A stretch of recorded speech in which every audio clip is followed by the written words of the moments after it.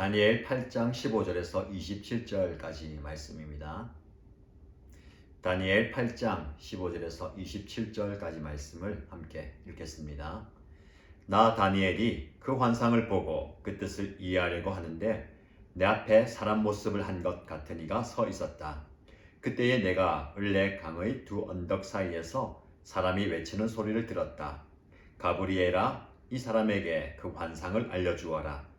그러나 그는 내가 서 있는 곳으로 가까이 왔는데 그가 올 때에 나는 무서워서 엎드렸다. 그가 나에게 말하였다. 이 사람아, 그 환상은 세상 끝에 관한 것임을 알아라. 그가 나에게 말할 때에 나는 얼굴을 땅에 대고 깊이 잠이 들었다. 그러나 그는 나를 어루만지면서 일으켜 세웠다. 그리고 그는 말하였다. 보아라, 하나님의 분노가 마지막 때에 어떻게 일어날 것인가를 내가 너에게 알려주겠다. 이 환상은 끝날의 정한 때에 일어날 일에 관한 것이다.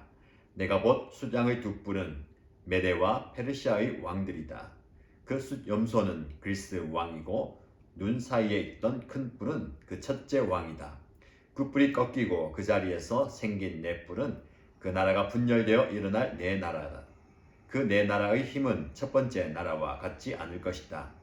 그들의 통치가 종말에 이를 때에 그들의 죄악이 극도에 이를 때에 뻔뻔스런 임금, 흉계에 능숙한 임금이 일어날 것이다. 그는 힘이 점점 세어질 터인데 그 힘은 제 힘이 아니다. 그가 놀라운 힘으로 파괴하고 하는 일마다 형통하며 강한 사람과 거룩한 백성을 파멸시킬 것이다. 그는 우명하여서 매사에 속이는 데 능숙하고 마음이 방자하여서 평화롭게 사는 사람을 많이 죽이며 만왕의 왕을 대적할 것이다. 그러나 사람이 손을 대지 않아도 그는 끝내 망할 것이다. 내가 너에게 설명한 아침과 저녁 제사 환상은 반드시 이루어진다. 그러나 아직 멀었으니 너는 환상의 비밀을 잘 간직해 두어라. 그때의 나 다니엘은 몹시 지쳐서 여러 날 동안을 앓았다. 얼마 뒤에 일어나서 왕이 맡긴 일을 계속하였으나 내가 본 그 환상 때문에 나는 몹시 놀라고 그 뜻을 이해하지 못하였다. 아멘. 우리는 어제에 이어서 오늘 다니엘이 보았던 두 번째 환상에 대해서 말씀을 살펴보고 있습니다. 숫양과 숫염소 그리고 그들의 뿔에 대한 예언이죠. 어제 말씀을 잠깐 살펴본 것처럼 숫양, 페르시아 그리고 그 페르시아가 망하고 숫염소, 새로운 대제국 그리스 제국이 나타날 것에 대해서 살펴보았습니다. 그런데 사실 다니엘은 그 환상의 뜻을 이해하지 못했습니다. 그 뜻이 무엇인가 어려워했죠. 근데 그 뜻을 이해하려고 애쓸 때에 오늘 본문의 말씀에 보면 사람 모습을 한 것 같은 이를 만나게 됩니다. 을레 강가에서 그 사람의 목소리가 들리죠. 가브리엘아, 이 사람에게 그 환상을 알려주어라. 가브리엘 천사가 다니엘에게 이 환상의 의미를 알려줍니다. 우리가 잘 알듯이 가브리엘 천사는 세례 요한이 태어났을 때 그리고 예수님이 탄생하셨을 때에 나타났던 천사이지요. 가브리엘이 다가올 때에 다니엘은 너무 놀라고 당황해합니다.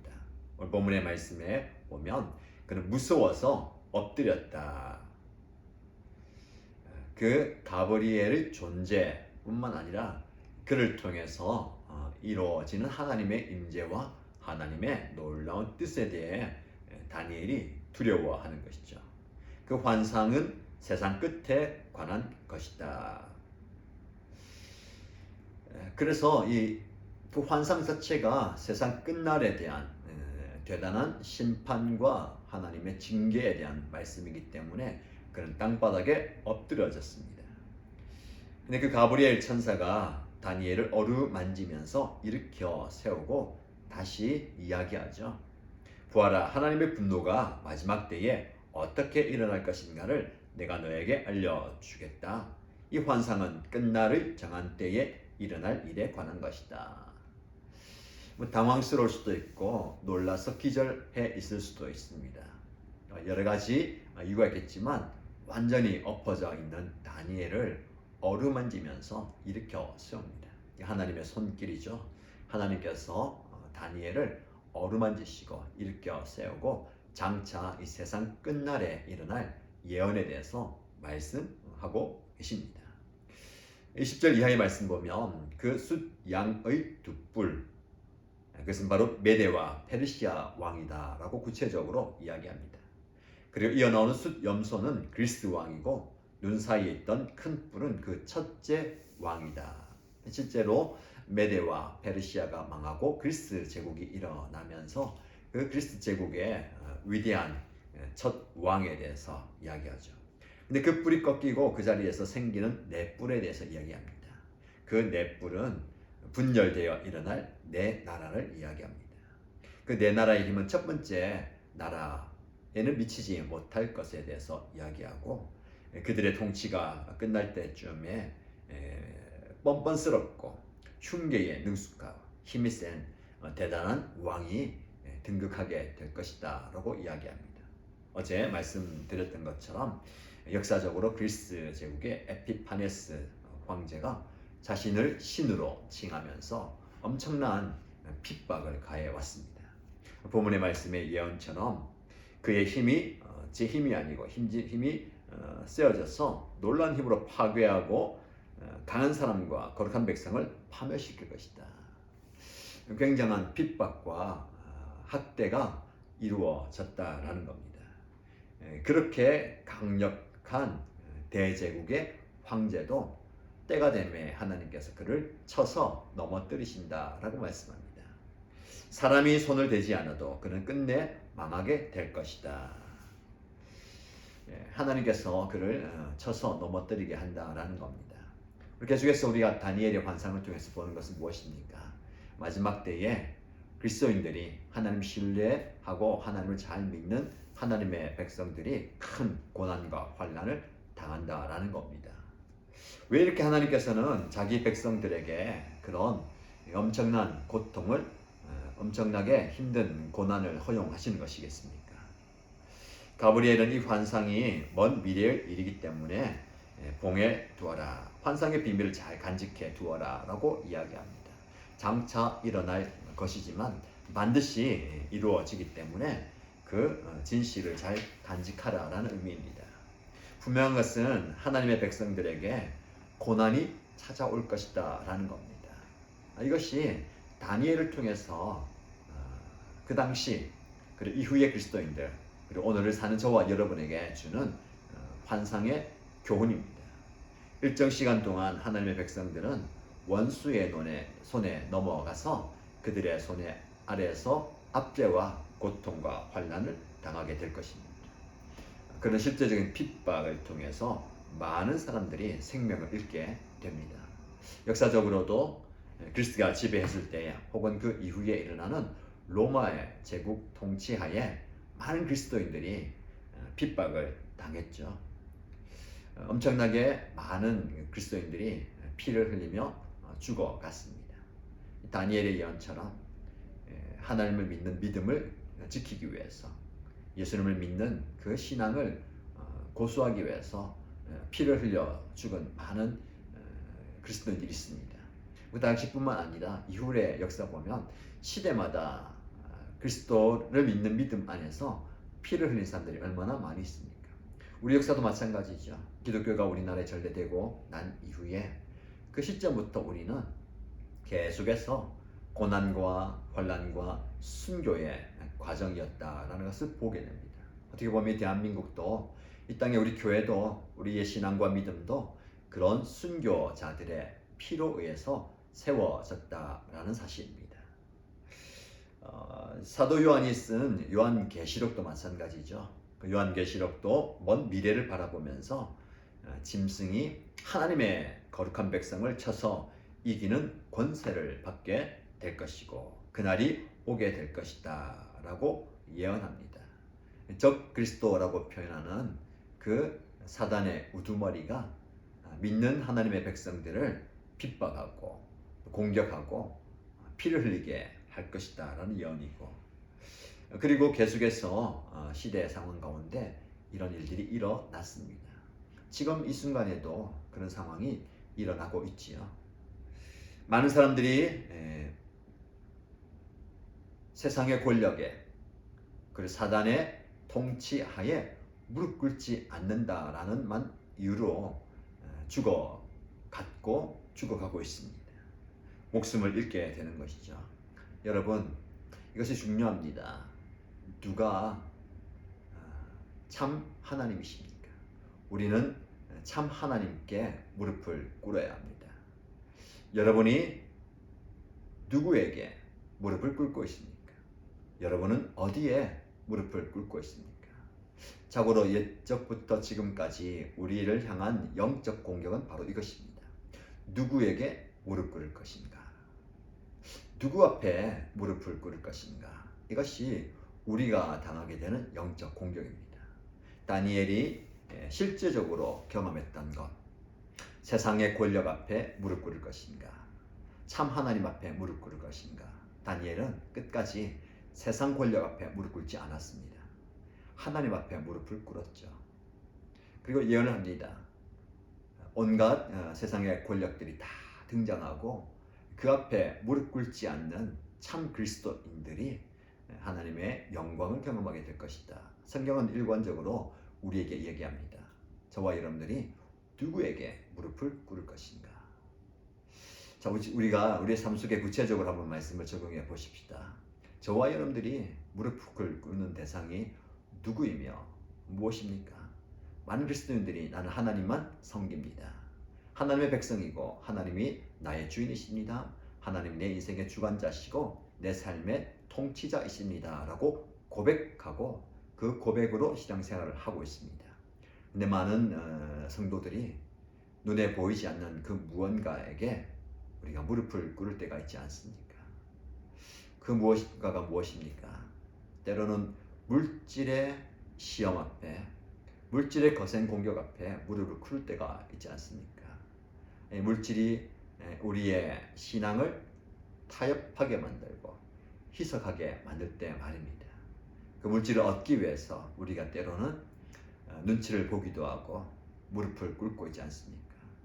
혹은 우리가 누려야 되는 안락함에 무릎을 꿇고 있지 않습니까?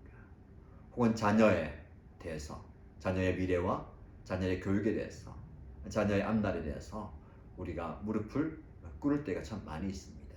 여러분, 저와 여러분의 무릎을 어느 누구 앞에서도, 어떤 대상 앞에서도 꿇지 않기 원합니다. 하나님 앞에 무릎을 꿇으십시다. 무릎 꿇는다는 것은 두 가지 의미가 있습니다. 첫 번째는 복종의 의미죠.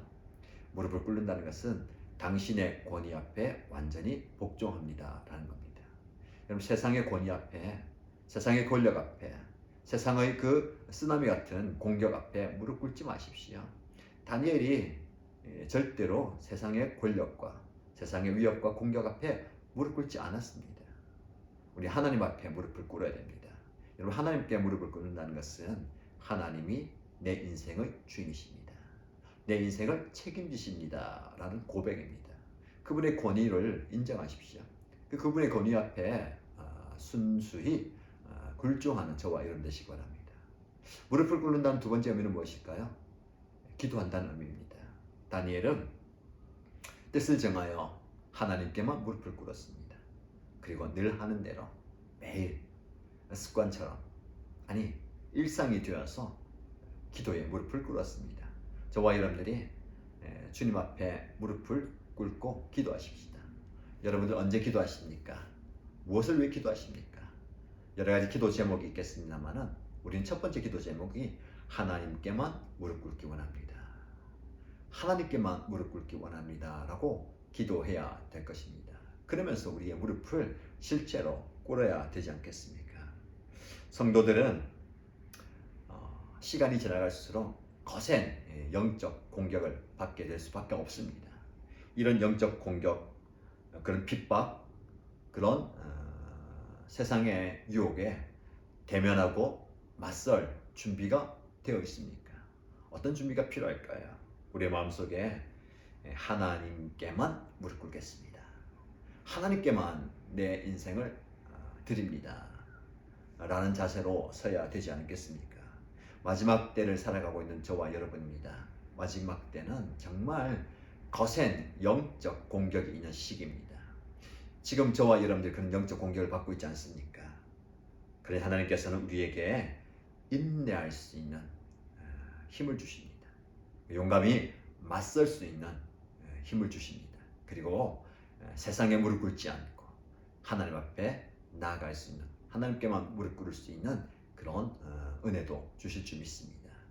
기도할 때에 우리 하나님께서 어떤 핍박이 와도, 어떤 어려움이 몰려온다 하더라도, 어떤 상황에 우리가 처한다 하더라도 하나님께만 무릎 꿇고 하나님께 무릎 꿇은 뒤에 그 자리에서 기도하는 하나님의 사람이 되면 좋겠습니다. 하나님을 향해서 이런 신실한 마음을 가지고 살아가는 저와 여러분 되시기를 주님의 이름으로 축복합니다. 기도하겠습니다. 살아계신 하나님 아버지, 우리 앞에 놓여있는 환난과 고난과 핍박, 영적 대장의 공격에 우리가 맞서 싸울 준비가 되어 있는지를 돌아봅니다. 때로는 그 거센 쓰나미처럼 밀려오는 그 공격 앞에 우리는 무릎을 꿇을 때가 참 많이 있습니다. 힘이 없어서, 버티기 힘들다고 해서, 다른 방법이 없다고 하면서 무릎을 꿇어버리는 경우가 있는데, 주님 우리에게 힘을 주셔서 하나님께만 무릎 꿇는 하나님의 백성들 되게 하여 주옵소서. 우리의 사정을 아시고 우리의 앞날에 어떤 일이 일어날 것인지 아시는 분이 하나님이심을 믿습니다. 나는 그것을 알지 못하지만 하나님은 모든 것을 아시기에 우리에게 위로가 되고 격려가 되고 힘이 되는 줄 믿습니다. 지금 한 치 앞을 내다볼 수 없는 칠흑 같은 어둠 속에서 힘들어하는 우리 지체가 있다면 우리 하나님께서 그들의 위로자가 되어주시고 그들의 앞날에 밝히 비춰주시는 등불이 되어 주옵소서. 그래서 그들이 소망을 가지고 오늘 하루를 살아가게 하여 주옵소서. 우리 하나님께서 주시는 힘이 필요합니다. 세상과 부딪힐 때에 무릎 꿇지 않을 수 있는 힘을 주시고 또 하나님께만 무릎 꿇을 수 있는 용기도 허락하여 주옵소서. 주님을 위해 받는 고난과 박해와 핍박을 두려워하지 않게 하시고 그 모든 것들을 감당할 수 있는 힘과 용기를 허락하여 주옵소서. 다시 한번 우리가 고백합니다. 내 인생의 주관자는 하나님이십니다. 내 인생의 통치자는 하나님이십니다. 내 인생의 주인은 하나님이십니다. 그러므로 우리 한 주인 되신 하나님이 내 인생을 책임져 주실 줄 믿습니다.